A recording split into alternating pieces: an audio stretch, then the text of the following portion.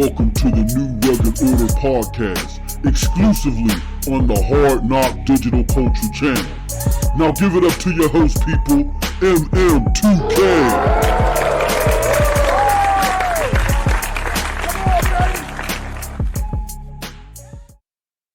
Still the best video game intro that you will hear in all of video game podcast history. What's up, people? It's your boy, MM2K, back again with another NRO Live. Or if you're watching this on demand on YouTube or later, or on YouTube, we call it NRO Podcast because you guys missed out. You were too uppity, too bougie, whatever you want to call it, to join us on Twitch. Rock out with me and Cold Blood Sensei. Cold Blood Sensei is like my unspoken co-host. If I could get him on regularly, then I think this podcast will skyrocket. But shout out to Cold Blood Sensei. He's in the chat right now. We're having a grand old time, and we're gonna have a better time because I'm about to play some music, play some tunes. And Cold Blood, I'm working on that tune lister. So every time something comes up, it's just, this is an old background that I used before Streamlabs allowed you to do that stuff.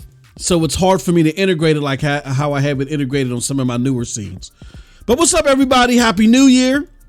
We haven't seen each other in a long time. I am glad to be here. I'm glad to be back. And I'm glad to be talking about hardcore gaming. I kind of missed you guys over the holidays because a lot of things were going on and I was busy. And we did some stuff. We kind of like officially came back from break, I think, last week, but things were a little scrambled. They're scrambled again this week because my job, for the first time in, Jesus Christ, I want to say, I ain't been in the office since 2019. It's the first time I've been in the office, so 3 years. Yep. 3 years since I've been in the office. Shout out to my brother Cold Blood Sensei in the house. He says, got this notification on time. Yep. And let me say this to everybody. If you are a subscriber, meaning that you're paying, you're showing patronage via Twitch, which we really appreciate it because we can't do a lot of this stuff without you. We kind of sweeten the deal. Because what it used to be is this is part of PNTS Network's family of podcast and content, right? PNTS Network is a network that just works with different content creators, and they do some awesome stuff. What we do here is we talk hardcore gaming. So all of the content that I had here, like for subscribers, was all based upon that. But if you have other interests, like you might be a goofball like me and you might like cloud gaming.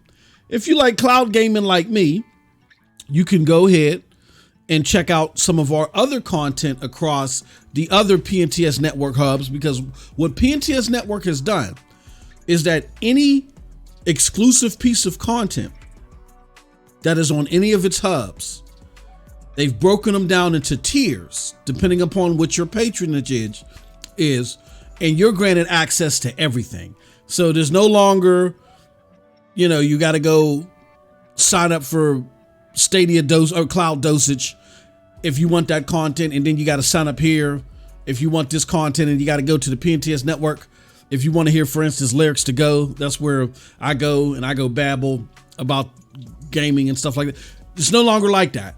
You pay one place, and depending upon what tier you're paid at, you'll get access to everything across the board. So that's just some of the things that we're going to be doing in 2023 to sweeten the deal and show our appreciation to you. Also, we got some big news coming for PNTS Network. You know how we do. Let me show you something. Don't worry, I ain't got a whole bunch of time. I'm not going to be here babbling forever. Hold on, let me see if I can make this bigger. This is our website, pntsnetwork.com. And as you can see, we brought it back. It was down for a little bit, but we got a whole bunch of gaming content here. Not just cloud gaming, that's cloud dosage. But we do everything here. PlayStation 5, PC gaming, Steam Deck, all that stuff. We got the homie Squid's here. What's Squid? He's playing Callisto Protocol. I think he's playing it on PlayStation, no, on his PC, on his new PC build. So we got a lot of stuff going on. The anime podcast, which is Spoils of Anime. Cold Blood Sensei, I don't know if you've checked our last 2 episodes where we cover the finale of Bleach. Very controversial episode. Me and my brother Nethos got into a little argument in the DMs. He's supposed to come on. He's still gonna come on. So me and him got to a little argument behind the scenes. He couldn't believe what I had to say. So check out all of our content. You know what I'm saying? I like to label it. We call it Hard Knock Digital Culture here, but I kind of like to label it like the Hard Knuckle Geek Culture. You know what I mean? So go check it out, pntsnetwork.com. Here's another thing that I might suggest. All right. And again, bear with me, and we're going to get right into the show. Another thing that I suggest is, I get it.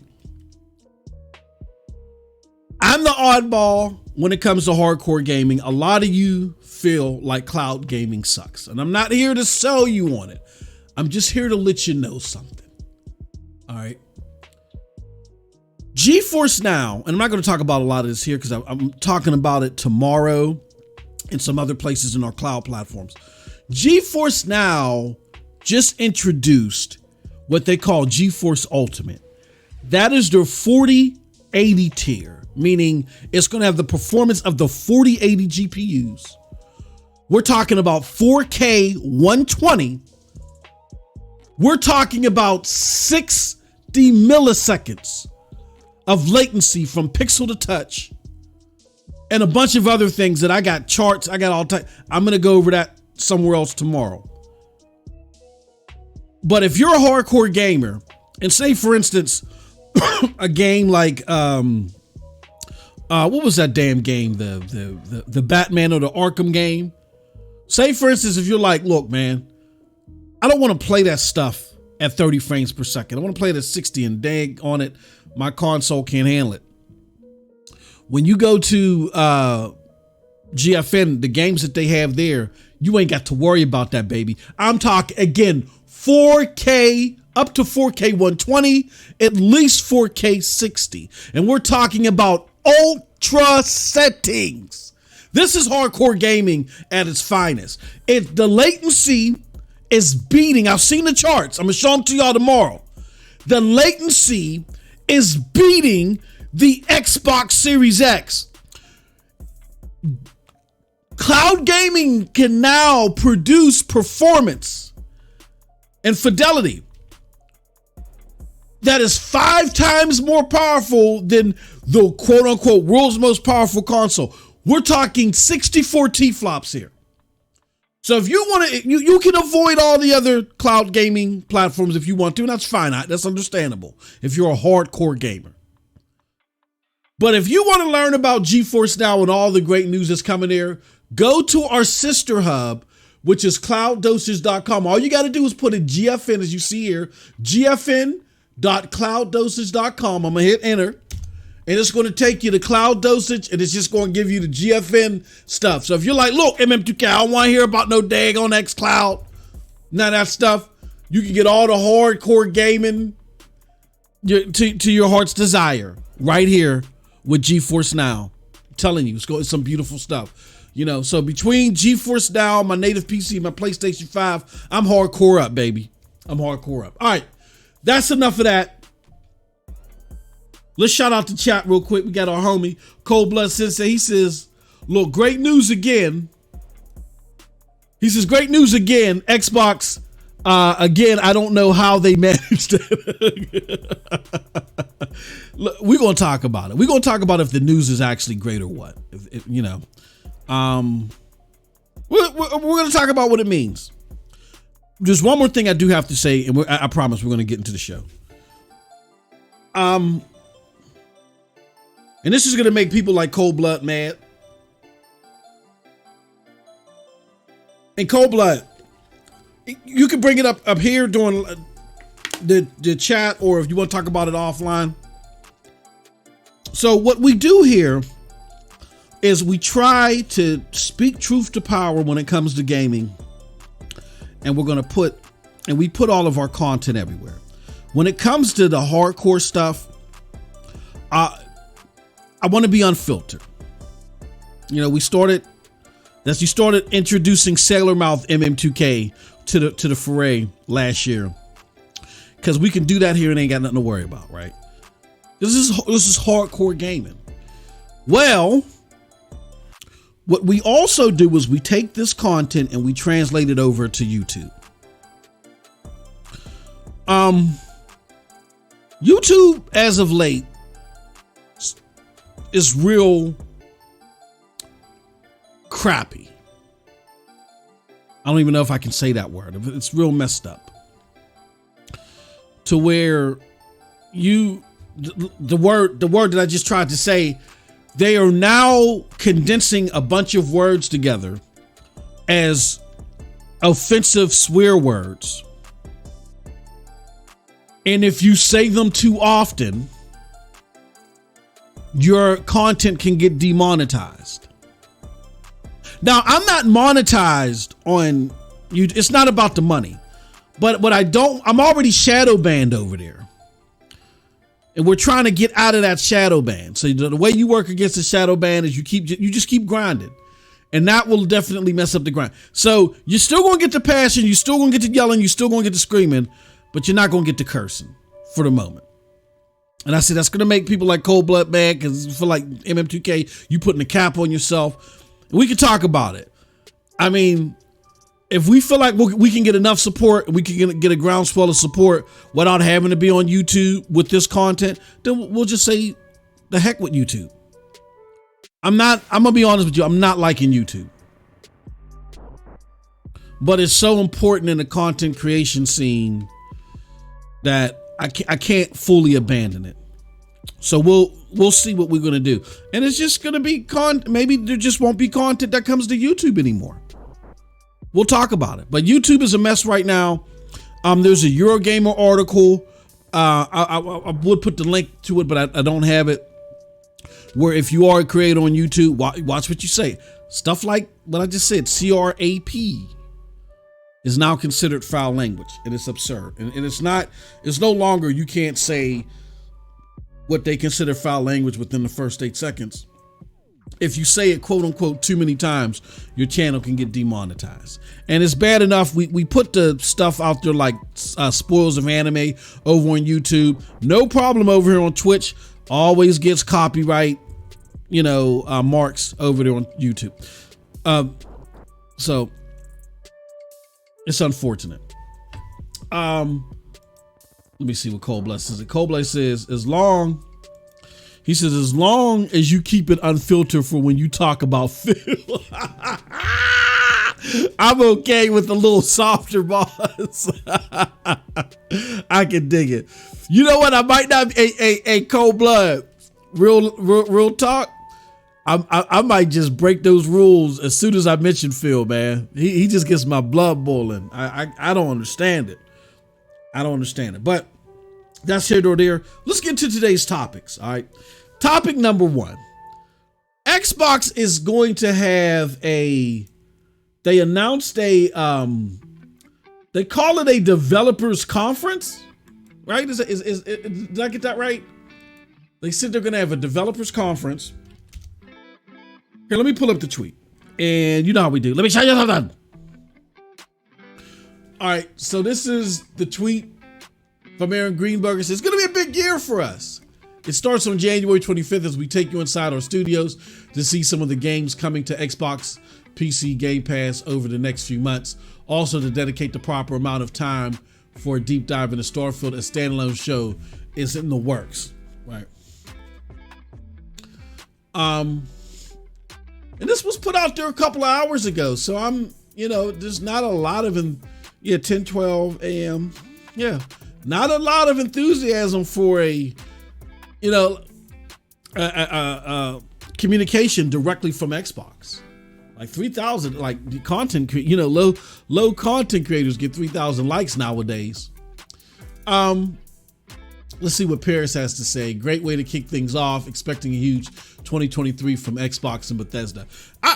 This comment is interesting because I listened to Gamertag Radio the other day, and I don't want to rag on anybody. I think we've done enough of that. I think things that people have said have exposed their agenda, and thanks to you, the community, you've helped keep people in check. There's nothing wrong with keeping people in check. I'm not even beyond reproach. Keep me in check. People have kept me in check, and I haven't, lost any sleep or, felt like calling a 1-800 hotline or anything like that. You know what I mean? So keep people in check. And I have to say that I think Pierce has been one of those people that, because of certain rhetoric, over the top rhetoric that isn't expressed as just my flamboyant enthusiasm. This is a matter of fact. You guys have said, hold on, cut the crap, cut the cap. Here's why it's wrong. Blah blah blah blah blah. To where now we can get the expertise that people like Pierce have, with the connections that they have and the closeness that they have to those in the industry. And we can get it without all that conjecture and fluff that they try to pass over as matter of fact. When I heard Paris speak on Gamertag Radio this past episode, I think it was on Sunday, and he's alluded that this is what he's been saying for the last few episodes, where I haven't listened to them in like a year and a half. But when I listened to this episode, all the stuff, the silly stuff that I've seen on Twitter about Cyberpunk 2077, when they did the last update, this is the Cyberpunk we wanted, and everybody's like, well, no, we like this, but this still ain't the Cyberpunk that we were promised. He backtracked on that. He's gone at Xbox appropriately. He didn't go and gouge their eyes out, but he said, look, you guys, you gotta step up to the plate. And I no longer feel, and if you watch those episodes, a lot of people would no longer feel that this is someone that's trying to placate to Xbox because there might be a benefit. I can't say with 100% certainty because I'm not there. I'm not there behind the scenes. I'm not there when the I's are dotted and T's are crossed. I can't say with 100% certainty that that's what was going on. I have my speculative thoughts, but I don't know. But I'm gonna tell you something that a wise person told me a long time ago. Perception is 9/10 of the law, baby. So I think 2022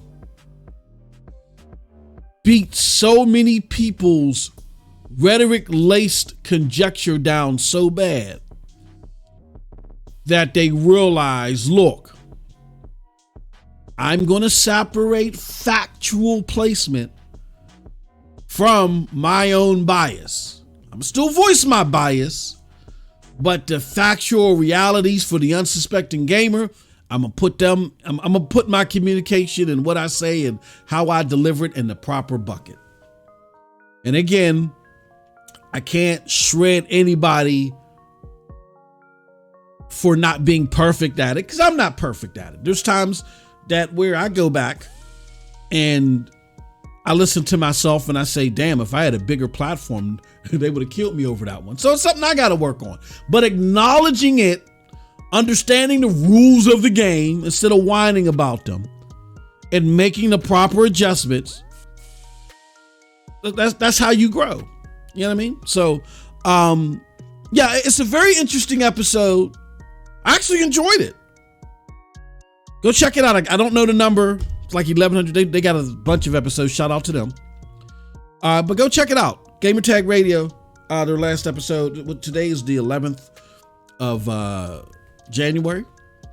Oh, yes. Big shocker to those that are listening to this after the fact. Yeah. You're listening on YouTube. It's pre-recorded. And if you want to join us live like Cold Blood Sensei, you got to get your butt over to Twitch. It's butt Oh, you know what? Let me not say that. Let me not say BUTT too much. I need someone from YouTube to explain to me what is the agenda that is trying to be fulfilled here when I can't say CRAP. That's put on the same token I'm hearing as F blank CK. It's crazy. Well, that's a whole nother show. All right. So with that said, let's get back to our chat. Developer Direct. What is it? Let's see what our brother Cold-Blood Sensei said. He says, that BS gonna be another put me to sleep with your passion project talk. What passion Oh, you talking you didn't like my passion project talk? Oh man, that hurts. He says dark and the black parasol the snake oil film. You know what? I don't have a problem with anybody. There's very few people in creating content that I don't like. There's a lot of people that say, nah, I can't mess with them.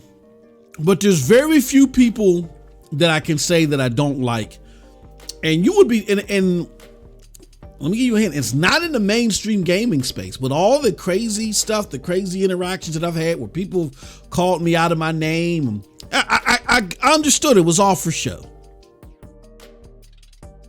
And after I kind of like, again, adjusted to the rules of the game and said, look, I don't have to play by those rules, but I'm not going to play that game with those people. So those are the people that, I just won't, we just won't cross paths. You know what I mean? It was no foul done. And as a matter of fact, those same people actually, after the cameras and the lights went off, they was always cool to me and cordial. It was just, hey, when those lights and those cameras come on, people got to put on the show. And I didn't understand that part of it because I didn't come for the show part. I just got an explosive personality anyway. I'm always like that, but and I felt like that explosive personality could help what I'm saying, carry what I'm saying, but I wasn't here for the show. I was here for the education factor. But yeah, mainstream gamers don't even bother me. No. It's another area, but that's a whole other podcast. I don't have a problem with Paris. What I didn't like from him in the past is the absolutist attitude that he had about the way that he talks about things. And that's just his nature. Like, it's, what are you doing? What he does is I think he's trying to be comical when he does it. You know what I'm saying? But what he does is he often talks down to people with ulterior likes than he do. He talks down to them that, like, oh, why do you like that? That's stupid. Or why do you want that? That's stupid. And he submits his opinion with some obscure rhetoric that he tries to make fact. That's stupid because, so there's been plenty of times to where he's had a difference of opinion of something with somebody, including myself. We've expressed the differences of opinions and he tries to submit his facts or what his belief system by coming up with something, trying to make it sound factual, but it isn't factual.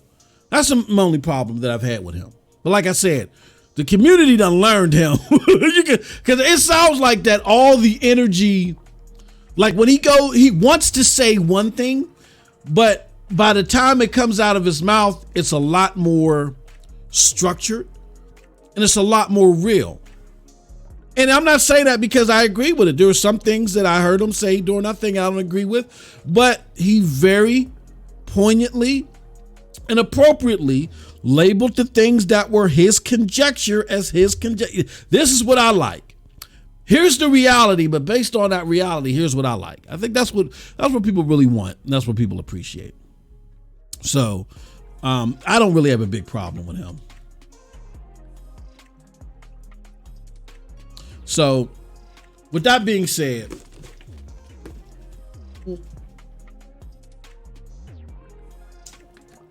let's get on with today's topic, or continue with today's topic.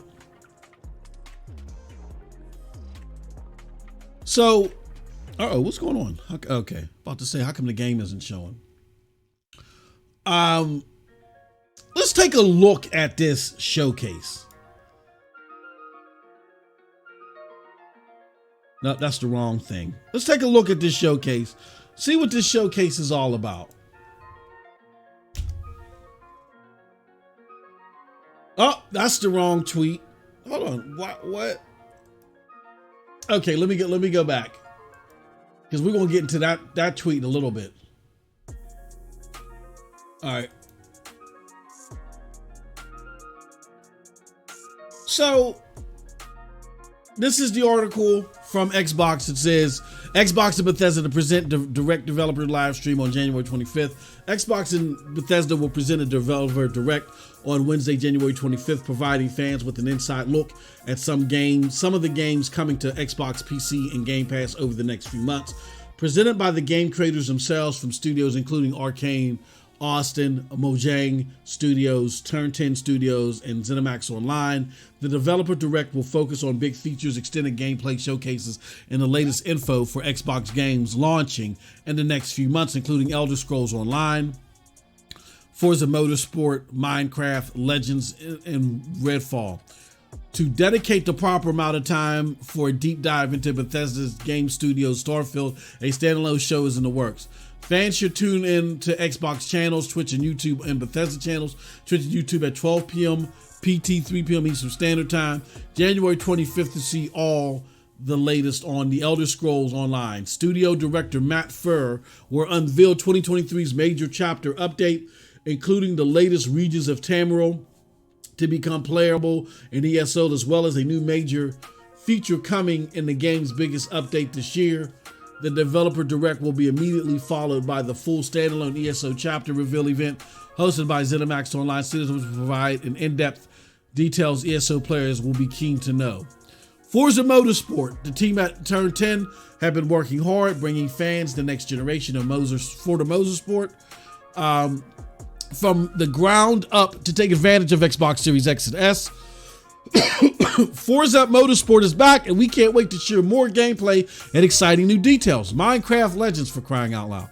Mojang Studios will showcase an insider's look into PvP multiplayer experience in Minecraft Legends, the upcoming action strategy game from the makers of Minecraft, developed in partnership with Blackbird Interactive and launching this spring. Don't miss exclusive gameplay footage of the Developer Direct. And Redfall, the minds behind Dishonored and Prey, Arcane Austin will show several minutes of gameplay from their upcoming FPS. The Developer Direct will reveal single and multiplayer gameplay, show more of how you and your friends will take down bloodthirsty vampires in the picturesque island of Redfall, Massachusetts.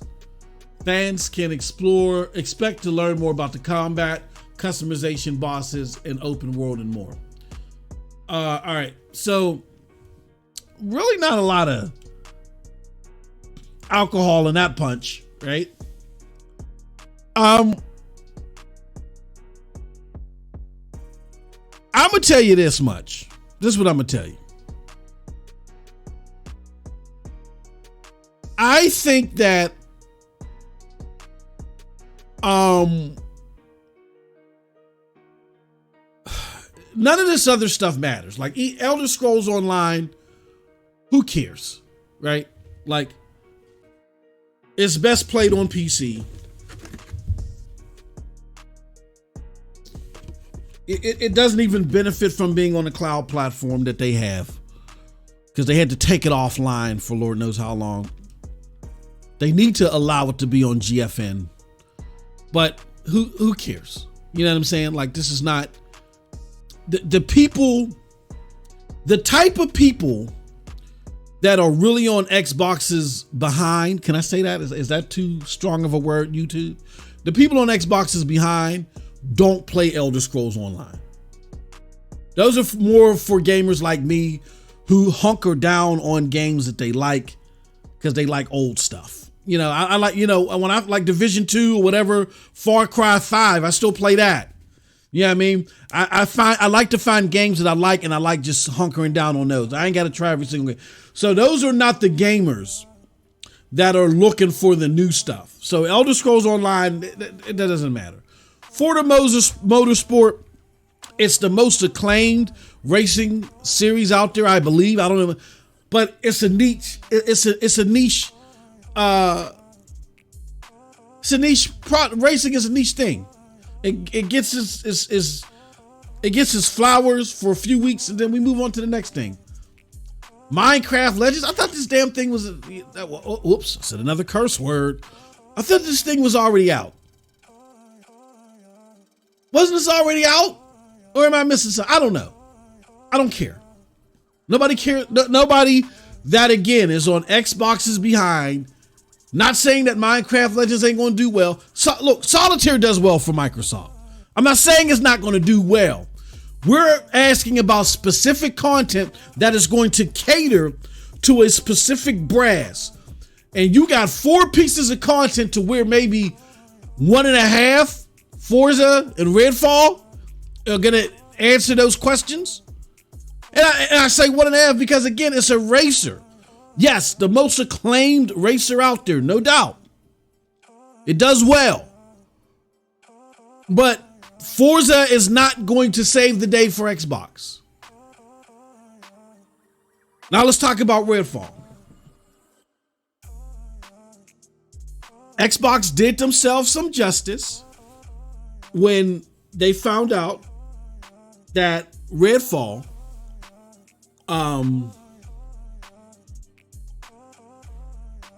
is less like Left 4 Dead and more like Far Cry. When that was announced, a lot of people were excited. It piqued their interest, even piqued my interest a little bit.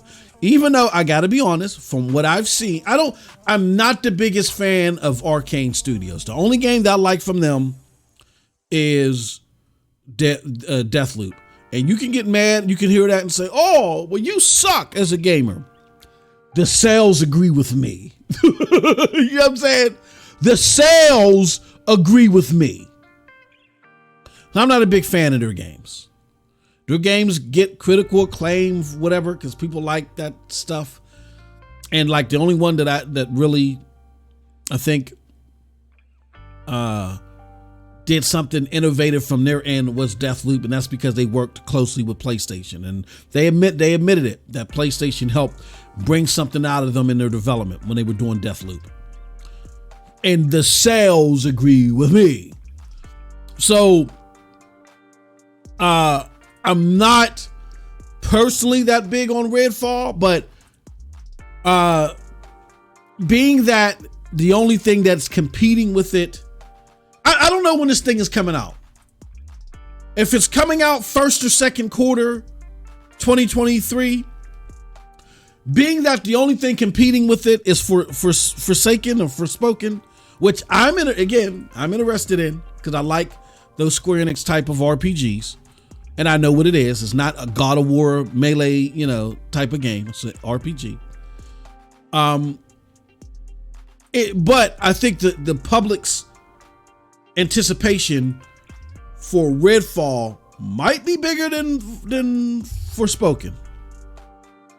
So if they can release this thing early 2023, and really the only competition that it has is Forspoken, might not do too bad there. The game has to, again, live up to its hype, which to me I don't get the hype, but now that people are attaching Far Cry to it, it's going to get some hype.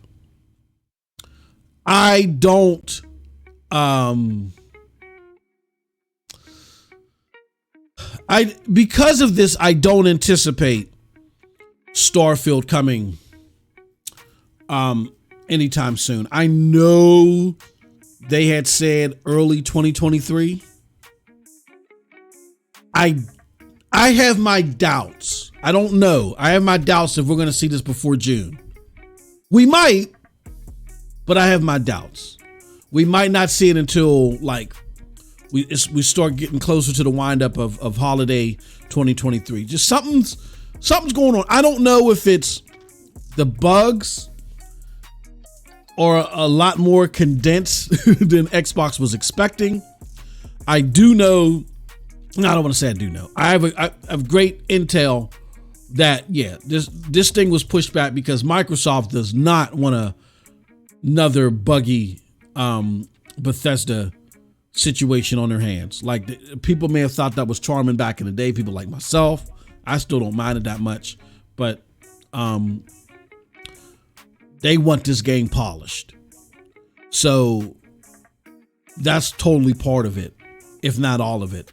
I also believe, again, I don't have any evidence on this. I also believe that they are trying to figure out this 60 frames per second thing, because I'm hearing that there may be some issues, and there's been some murmurs about it too, that there are issues with them having a 60 frames per second mode at all.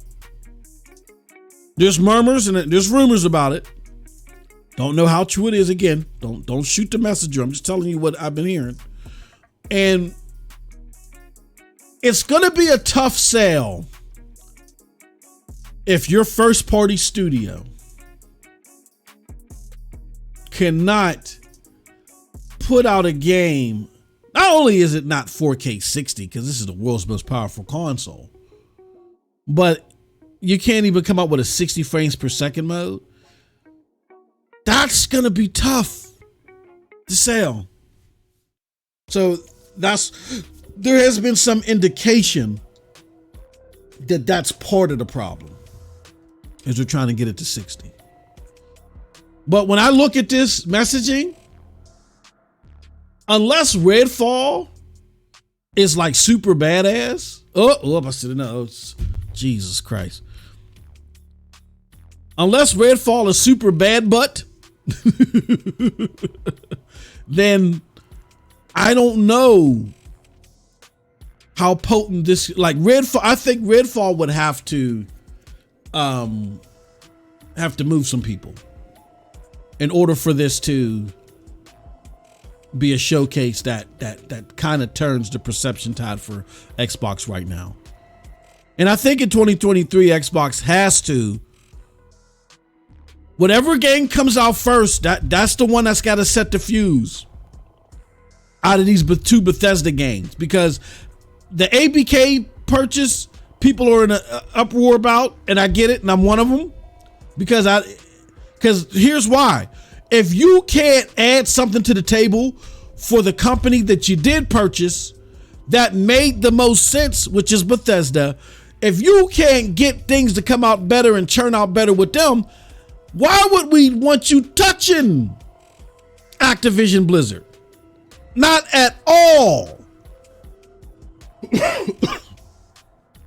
I know Mike Ybarro's sitting in his office like, please, baby Jesus. Don't let them buy us, baby Jesus. Me and Mike are probably the only ones that don't want this deal to go through for logistical reasons. I think everybody else just don't want it to go through because they don't want Xbox to get the props. But I think me and Mike don't want to be part of Xbox anymore. He left. And it just doesn't make sense to me to where, again, the most sensible purchase you made, if you can't make that make sense out of with two games, with Redfall. If Redfall has to be better than Deathloop. It has to be. It has to get better reception, meaning more people are purchasing it. It's getting played more. And it has to get better critical acclaim. If Redfall does not get both of those things, that is a failure. You know why?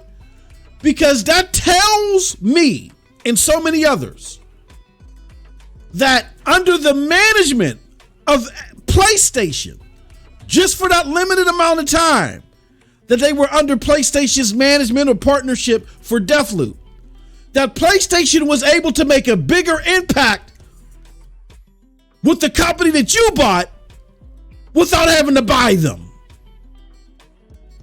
That would be a failure of epic proportions. So whatever we see from Redfall not only has to look better, but it has to play better and it has to get better reception. And that's just lighting the fuse. Now, when it comes to Starfield, I don't know if Starfield's going to actually release I have no idea what's going on at Xbox. And sometimes I get the indication neither do they. But in order for Starfield to get the reception that they need for that game, that I already said it, that game has to be in the 93 plus percentile of games. Like Starfield and Hellblade, which I don't even know if Hellblade is going to. I think Hellblade is going to come out. I think Hellblade is going to look good, but I think Hellblade might be a high 80s game at the end of the day. I don't think it's not going to be a 90s. The best thing that you have in your portfolio that people are waiting on is Starfield. Starfield is the only thing that you have right now that potentially can put you up there in the same stratosphere, even partially, with PlayStation. The people that you tried to look over and say, at first, just 2 years ago, they're not your competition anymore. And now you're telling the FTC to please let you buy Activision Blizzard so you can mismanage them, because the 4 PlayStation companies that are kicking your rear end. Look at I gotta sound like some dork. Kicking your rear end. Thank you, YouTube. What is it? Insomniac, Santa Monica, Naughty Dog, and frickin' Guerrilla Games. That's basically it. The four teams that are kicking your butt, that you need 9 or 10 more studios or whatever it is that APK got to compete. Okay. All right. So again, the litmus is your competitor. The litmus is your competitor. The problem isn't the content that you were able to buy. The problem isn't, we haven't bought enough content yet. The problem is your management. And before you fuddle things up for another group of gamers, we have to see that your management has gotten better. So we use your competition as a litmus. Whenever Redfall drops, that has to at least look better and get better reception than Deathloop. If not, it's a failure. Why is it a failure? Because even if it makes money, that says that people liked Arcane, the studio that you bought, better when they were under the tutelage, even if it was temporarily, under the tutelage of your competition. That really is a strike, a nail in the coffin, so to speak, to your poor management. Then your biggest game, because you screwed up Halo. So Halo, So Halo's it's not even up for discussion. Your biggest game now is Starfield. Starfield has to be up there with the other PlayStation bangers. That's not a 93 plus game. Forget about it. Forget about it. It probably would have been better as a PlayStation exclusive if it can't get up there. Unbelievable, man. It's just unbelievable that we're in this situation, but I could be proven wrong. We will soon see. I could be proven wrong. I'm going to address, though, the low bar that the community has tried to set. I'm going to address that a little bit as we talk about Xbox's competition, but let me just get back to the chat. So, Cold Blood Sensei says, Z always asks YouTube if it's the color of his skin. That's probably YouTube's agenda. I'm gonna tell you this much.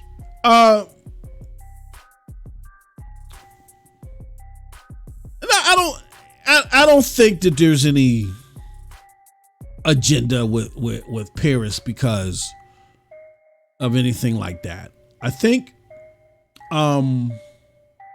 look, simply put, when it comes to Gamertag Radio, he is the most prominent voice there. He's the most commanding voice there. You know what I'm saying? And I hate to say it, even though I jive more with what's the other guy? Pete. Even though I like Pete's takes on things better, Paris is more entertaining. He's very entertaining. That's why, you know, they have him. It's just that his approach to his takes are very dismissive. To anybody, if you don't agree with me, oh, the hell with you, and here's why. You know, try to put out this why to make it seem like it's factual when it isn't factual. Like, and again, I hate to bring cloud gaming up into a hardcore gaming discussion, but the most prominent thing that I can think of recently, because it would happen all the time and I would just forget about it. But the thing that really like started turning me sour is that there was a discussion about Destiny 2. And that's funny because the Destiny 2 servers on Stadia shut down. So we were talking about, he was leading the discussion on where was the best place to play Destiny 2 in the cloud. And he didn't bring up Stadia, which to me was crazy because Stadia is a great place to play Destiny 2.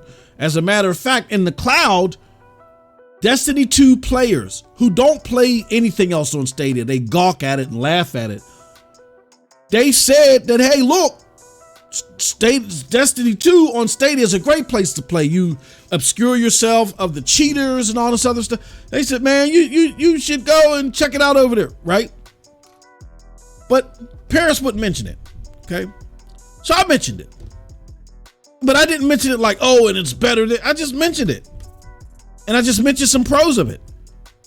He went off on this tangent about, I'm not gonna say anything about Stadia because it's a shell of a platform when you compare it to its peers. Now, if you compare it to mainstream gaming, okay, you know, you win that argument. But when you compare it to its peers, now I love GeForce Now. Say that fast 5 times. I love GeForce Now. But back then when we were having this conversation, yeah, of course not. Like the 3080 tier wasn't out. Yeah, it had better textures. That's about it. The latency was worse. It just wasn't as good. It was good. But again, it's like whenever you're biased against something, you try to pick something else out that's similar to it that you really don't like, but you align yourself with it to make it seem like that you're not biased, right? Like for instance, like the 3080 tier, I bet you he hasn't touched that. 3080 tier is awesome. And if you're and I know GFN has sent him stuff on it. 3080 tier is awesome. I mean, just to be a nerd, just to be a geek in gaming and to have some technological brass when it comes to gaming. Even if you don't spend a bunch of time on it, you should at least be familiar with, now they call it the ultimate tier. There's just no way.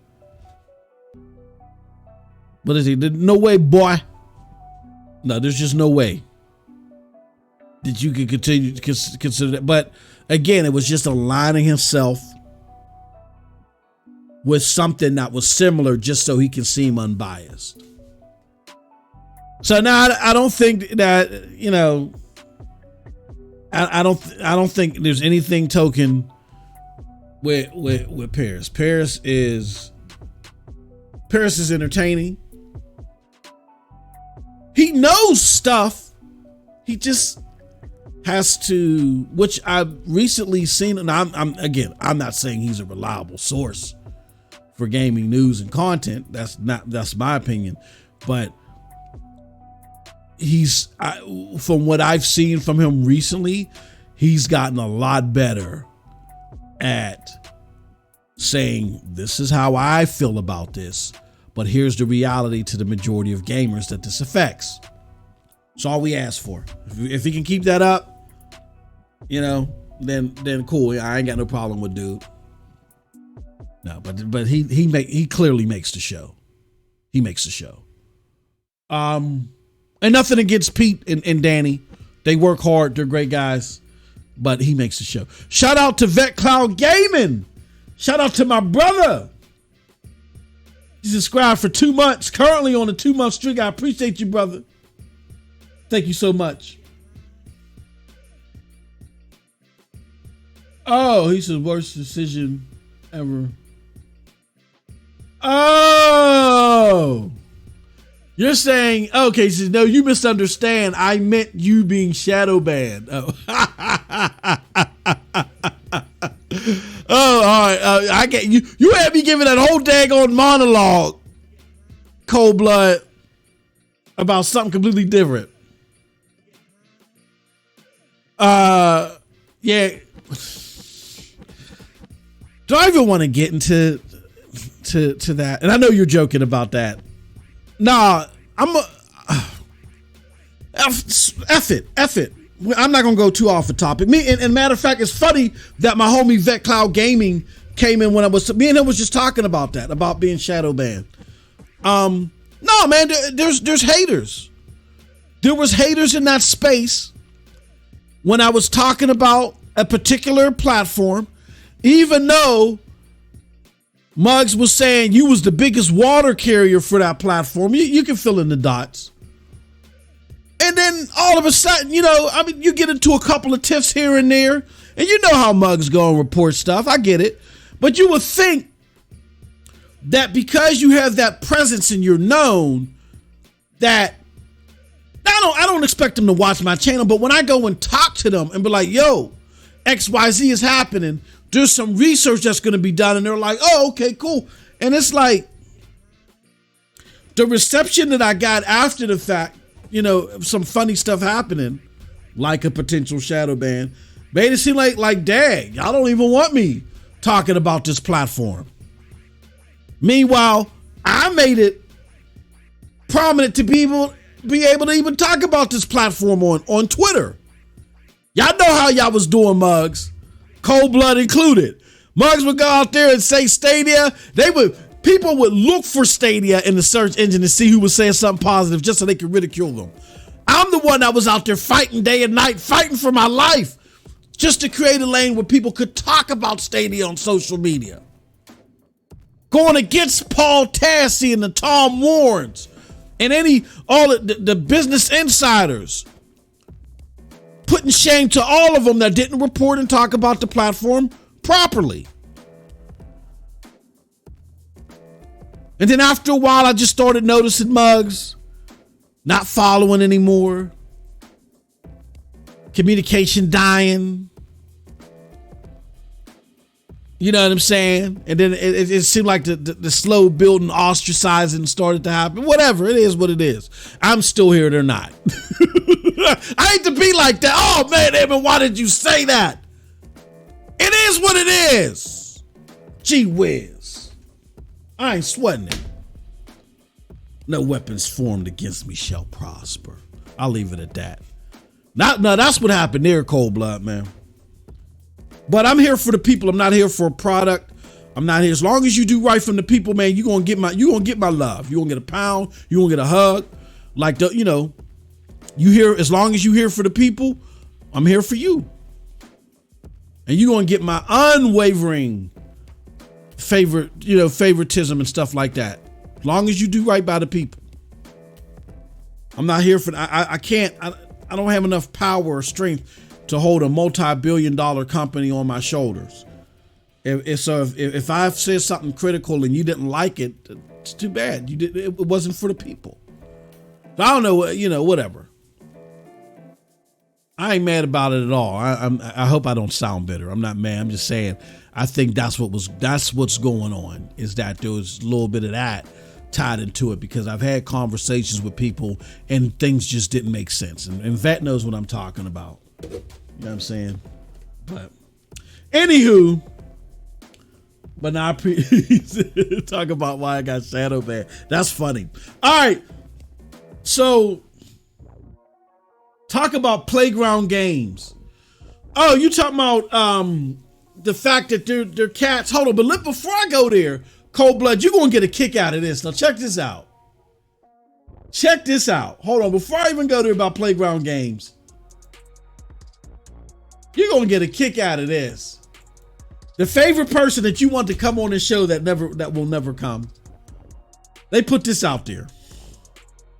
Shout out to my brother Poster. I'm about to rip this like confetti. I gotta get me something to drink for this. Usually I had to pull my drink out of the bag for this one. So my brother, shout out to Post Up. He just got out of the hospital. Doing good. His blood sugar was 97,000. He's still tweeting about an ABK. He needed, with 5 Tootsie Rolls in his mouth, still tweeting about ABK and the passage of sector code 3545-2T. But he's sitting, his body shaking, getting into the shivers, turning pale. He's still out here doing the cap work for Xbox. So it's my brother. I love him, but I gotta be honest with you. I'm sick of this narrative. I'm sick of it. Why am I sick of this narrative? And I'm gonna be honest with you. I'm upset with the PlayStation community because y'all ain't put this narrative to bed. I am upset with the PlayStation community because y'all ain't put this narrative to bed. It says, isn't this what the FTC and Lena Khan, FTC, and other regulators are saying Microsoft will do if the acquisition goes through? What is that? Final Fantasy 16 producer Naoki Yoshida has denied the game will appear on PC and says you should buy a PlayStation 5. So the argument that he's trying to make is, see, there's bias. They're not letting Xbox compete. Because Xbox wants to buy studios so they can keep other games off of other platforms forever. And PlayStation just keeps undercutting them, and they keep making deals game by game. It's the same thing. No, it's not. This is the most crap. Oh, I can't say the most garbage poor comparison that's out there. Final Fantasy has never consistently been a product that's been on Xbox. It's never even been on Xbox exclusively. It's so much that the world was shook in half by it just appearing on Xbox in the 360 generation. Final Fantasy generally is a game that is funded by PlayStation, and it either comes to PlayStation first or, you know what I'm saying? But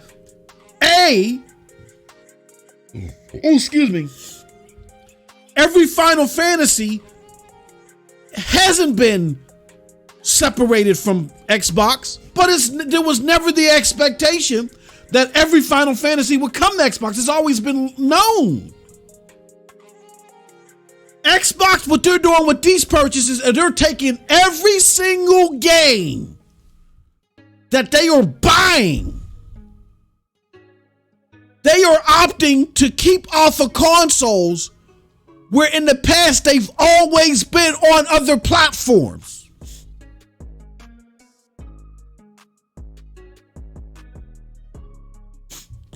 It is not just about Call of Duty. I just think that was the most poignant example that PlayStation felt like they could throw around to make their case. You look at all these games that they're buying, every single one of them, even the Bethesda games. Opposite of Oblivion have been on PlayStation. It's just that the games are more synonymous. The marketing rights have been with Xbox because they have that cohesive relationship. There is no comparison.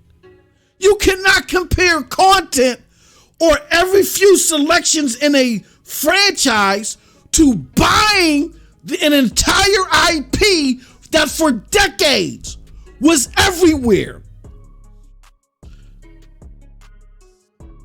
There is no comparison. Why aren't PlayStation people hammering that home? I don't understand this. This is the most crap. Oh God, I said the curse word again, YouTube. Sorry. This is the most garbage poor comparison ever. And I love post up. Just next time you got to make a decision. You gonna eat the Tootsie Rolls, the 5 Tootsie Rolls you got stuffed in your mouth to keep your sugar regulated? Or you gonna be up here like the Pink Panther trying to research and investigate and climb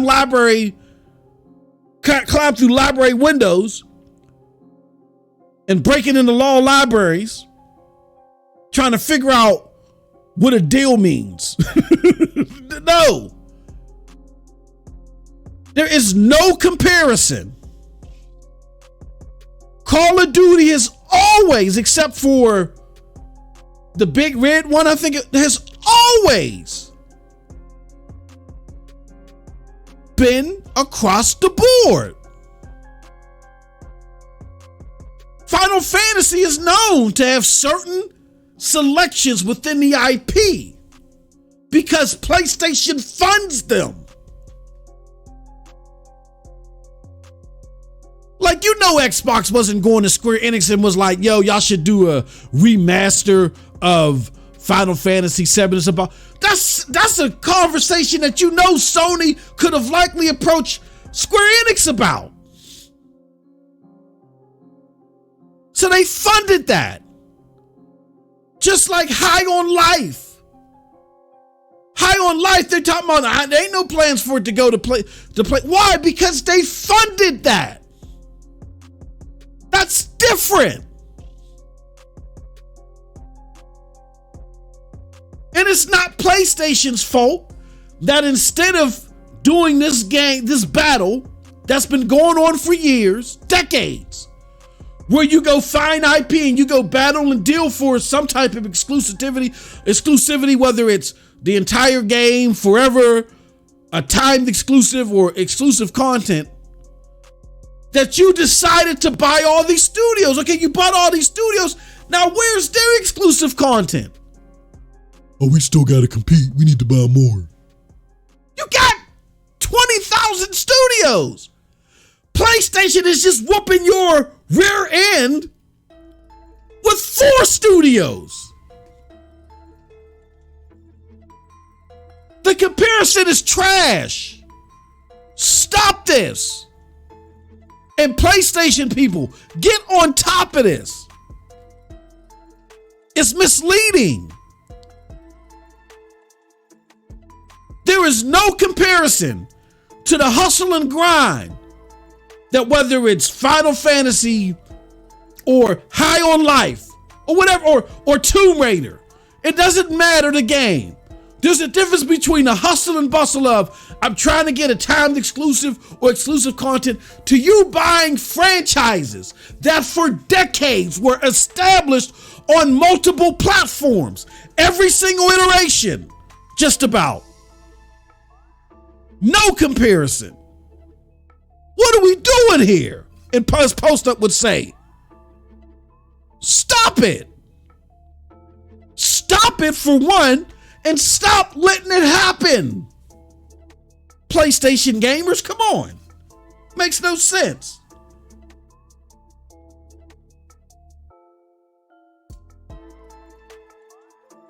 Cold Blood Sensei said, PlayStation, Final Fantasy on Xbox always felt wrong. Square Enix felt the same damn way too. Oh, I cursed again. Oh gosh. Hold on one second. I'll be right back.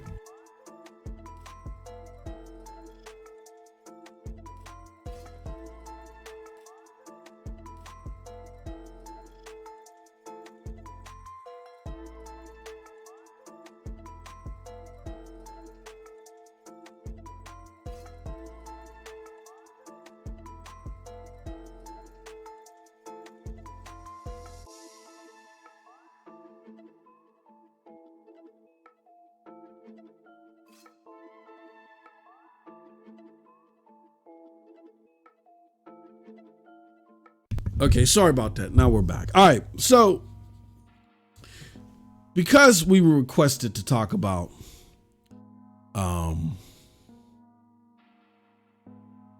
Playground games, I will say this about Playground. The proof is in the pudding, man. The proof is in the pudding. Again, mismanagement is key. You don't want to listen to me? Fine. You're the Stadia guy, MM2K. You know, look, don't be mad at me because we believed in the technology or something that end up now you got Linux and Linus Tech Tips and all these other people that said it sucked. Now they got the server blades. Oh, I hope to see this somewhere else. Like I told you, post-mortem, they would finally do the research instead of trying to get clicks. But that's here nor there.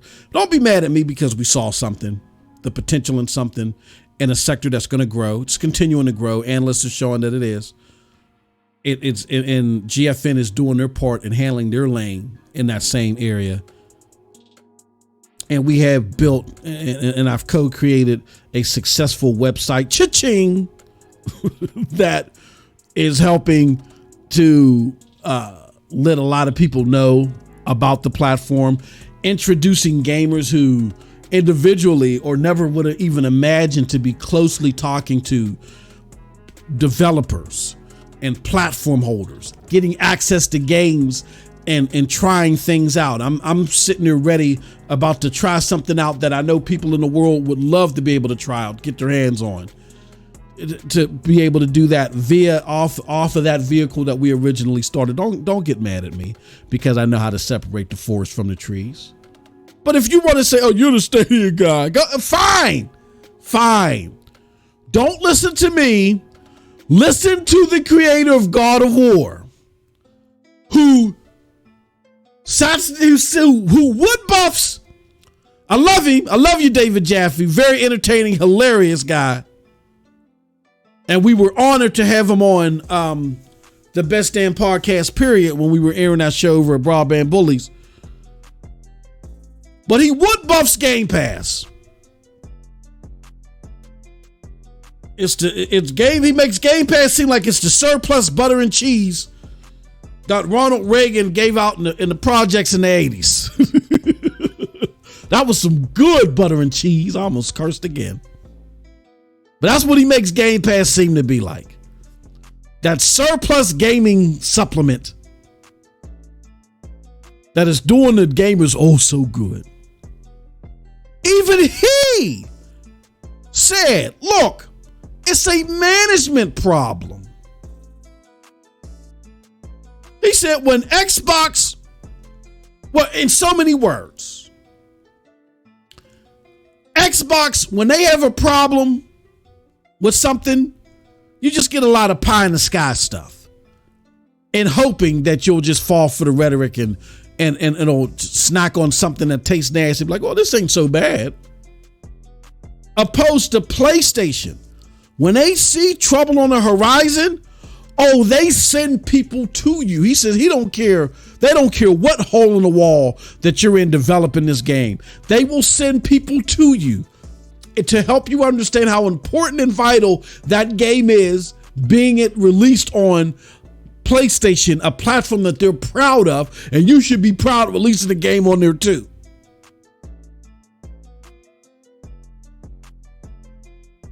It's management. And he said it's just mismanagement everywhere. So you don't have to believe me. You don't have to believe the Stadia guy that saw the potential of something, was passionate about it, and co-founded a very successful venture out of it. You ain't got to believe me. Believe David Jaffe. I'll put it like this. I don't want to sit there and make it seem like that I'm the next Bill Gates or anything like that. But we created a very promising platform that does something for everybody involved. And it's going to keep growing. Because we know how to separate the forest from the trees. Yeah, listen to me. Listen to David Jaffe. So what I got to say about Playground Games is that the fact that the dude that was supposed to be running the initiative, he bailed. All the people from Halo bailed. Now the playground people are, what is going on?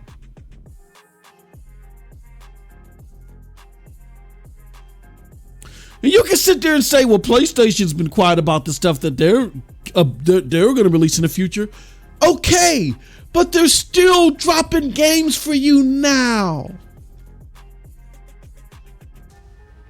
Xbox isn't, and they ain't telling you nothing. Mismanagement.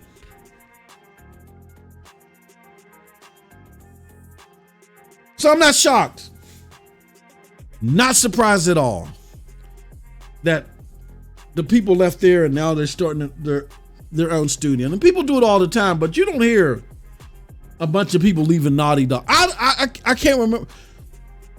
You heard of Amy Hennig leave and try to start something new? But that's because I think they pretty much cut her loose.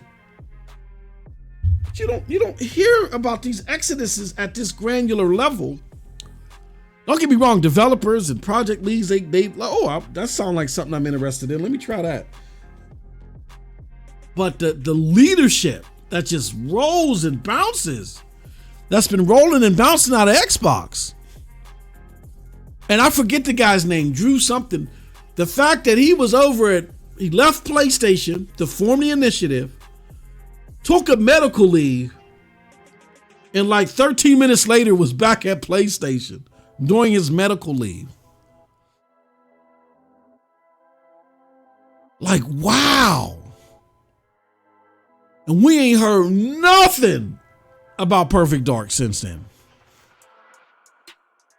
Now there's rumors that Fable is having problems. And again, they're rumors. We don't know, but I'm not going to dismiss them. Because remember all the rumors that we were hearing about Halo being in development hell? And everybody's like, oh, you don't know. And guess what happened?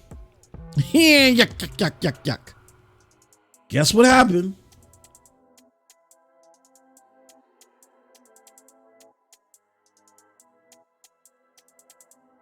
Said Coalition Rod Ferguson. Yeah, Rod Ferguson left. Well, I'm going to tell you this. I know a little bit about that. Rod was poached. That's when I still had my ear close to the mainstream game, and Rod was poached. I'm going to tell y'all what happened there.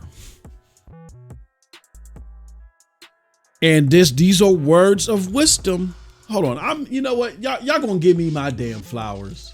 Yeah, I cursed YouTube. Do something about it. Let me find MM2K videos. Yeah, let me find it. Here it goes right here. Here, let me put this in here. I want y'all to see this as I pull this up. Oh no, Mike Ybarra. Hold on. No, I need to search here. Mike Ybarra.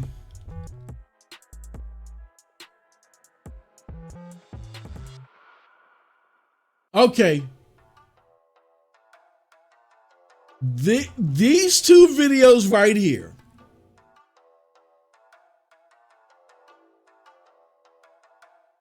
Mike Ybarra, or shots fired from Mike Ybarra versus Xbox and Microsoft. And wow, Mike Ybarra praises PS5 over PCs. Not so much this one, but this one. And I think that's the main one. This one up top. Y'all need to listen to that one. That one is 3 years old. Why do you need to listen to that one? Because Mike Ybarra left because he felt jaded about the leadership choices that were made at Xbox when Donnie D left. You fill in the blanks. I like Mike Ybarra a lot. I don't want to put everything on blast. But Mike Ybarra left because when Donnie D was gone and the decisions were made to lead the movement forward,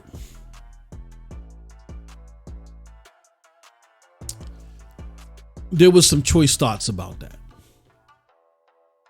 And Mike Ybarra is a hardcore gamer. Like he is the exec / gamer that Xbox truly needs.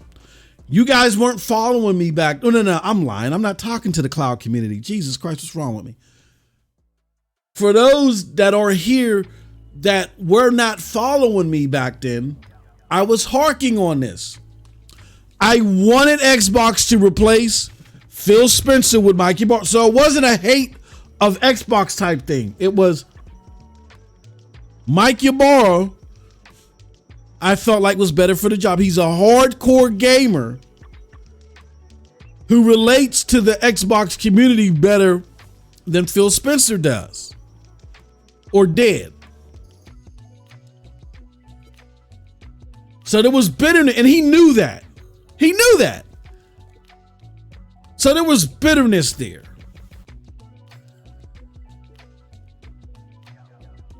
Ybarra always felt that the push for the hardcore gamer that would have made Xbox more successful was being abandoned for this, this kumbaya approach that was happening. And I totally agreed. So Mike Ybarra ended up leaving Xbox and going to Activision Blizzard and working on and being in charge of Diablo, which was the game that he was really happy because he's a big Diablo player too.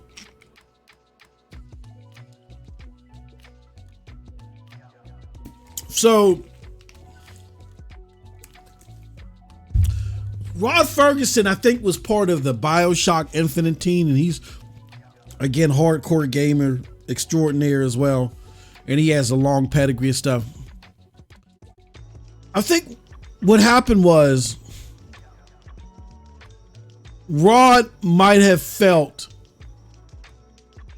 the same thing as far as the mismanagement of the hardcore zeal with Xbox games going forward. Like they felt like if they showed some superficial blood and guts and gears, that would be enough. And I think Rod was starting to get tired of the continuous grinding of gears. This remake of Gears, that remake of Gears. I think he was getting tired of that too. So he was more in the same vein as Mike Ybarra.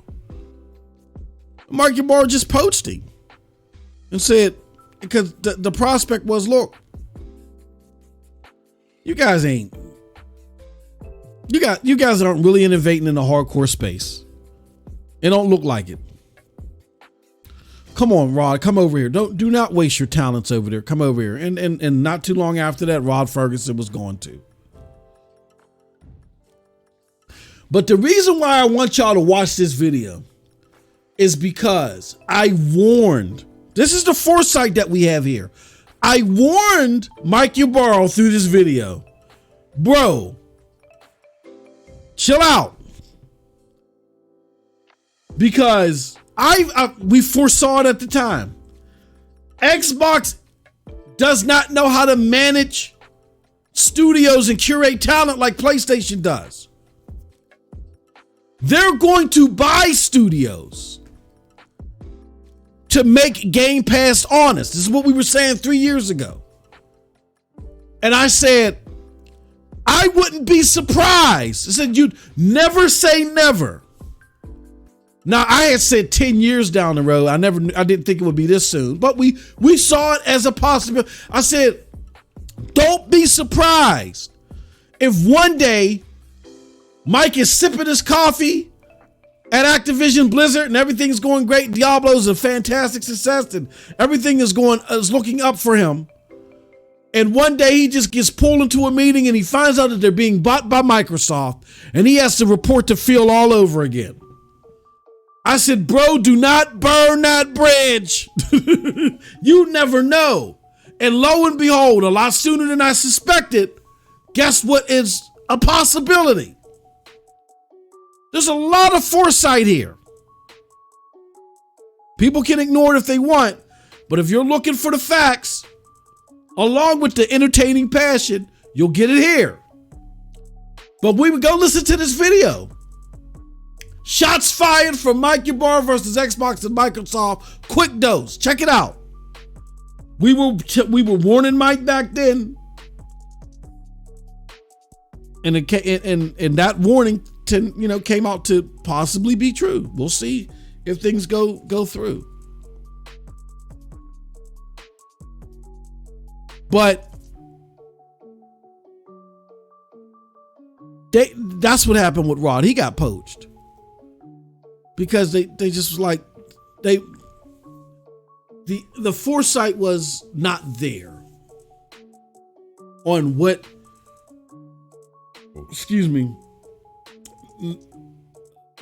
makes a hardcore game great. Like Rod was brought over there to work on a very hardcore franchise, and it just was going flat because of the lack of direction or just the silliness that was going. Again, I know he was in charge of the game, but he's got to get input from Phil, tone that down or make this change and all that other stuff. And he just wasn't feeling the direction of the company, and they're just trying to grind out gears. And Rod Ferguson has that hardcore pedigree. Mike Ybarra, another one, has a hardcore pedigree. That's why he was there at Xbox. And he's seeing the company go into a totally different direction. Again, you cannot take it from me, the Stadia guy. Listen to these people. I'm not just pulling this out of my rear end. So, it's pathetic. Pathetic. All right.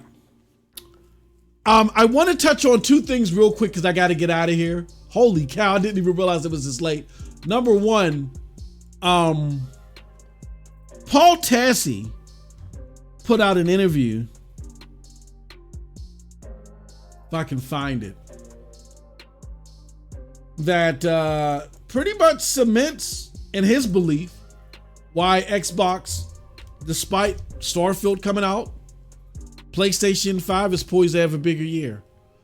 I really expect people to, or hope people would check that out. I'll talk about that more later. Check it out. Some very important stuff that's brought in there about the sales, the supply not being low anymore. And lastly, Steam has 10 million concurrent users. It broke that record. 33 million people were logged in Valve's gaming platform this weekend. PC gaming is growing, man.